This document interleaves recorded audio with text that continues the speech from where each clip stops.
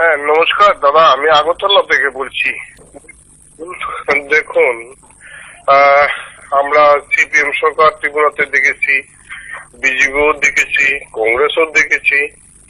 তাতে কি হয়েছে? যতগুলো দল দল বদল হয়েছে, সবসময় মার দাঙ্গা বঞ্চিত ছাড়া কিছু হয়নি। আপনি জানেন, এখনো ত্রিপুরাতে, আমি একটু অন্যরকম ভাবেই বলছি, যে ওবিসি লোক ওদেরকে ঘুম পাড়িয়ে রেখেছে। ওদের চেতনা বোধ বা যারা জনসাধারণ ওবিসি, ওরা দেখেন ওদের অধিকার সম্বন্ধে কিছু জানেনি। তার জন্য দায়ী কারা?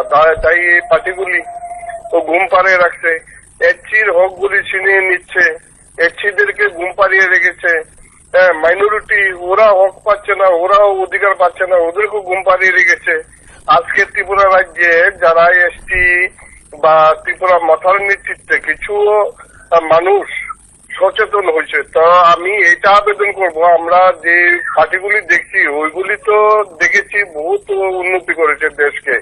এসসি এসটি ওবিসি মাইনরিটি সকল অংশের মানুষের স্বার্থে আঘাত ছাড়া, এবং কি জেনারেল যারা, তারাও অনেক লোক আছে, তারা আজকে খাইতে পায় না, বিক্ষোভ করে, এরকম লোক দেখা যাচ্ছে এদের শোষণের ফলে। তো আমি একটা কথা বলবো ত্রিপুরাবাসী হিসাবে, আমি দাবি রাখবো যে ত্রিপুরা মথাকে এই যে 5 তারিখে তারা যে সমাবেশ করবে, সমস্ত বাঙালি অংশের মানুষ যারা আছে, ST SC OBC minority general, সবাই ওনাকে সাপোর্ট করুক, এবং আমরা দেখি ওনার মাধ্যমে একবার সরকার বানিয়ে ত্রিপুরা রাজ্যে কি হতে পারে।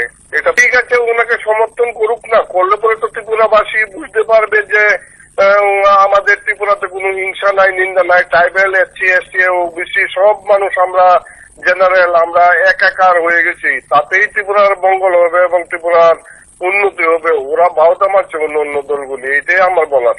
নমস্কার।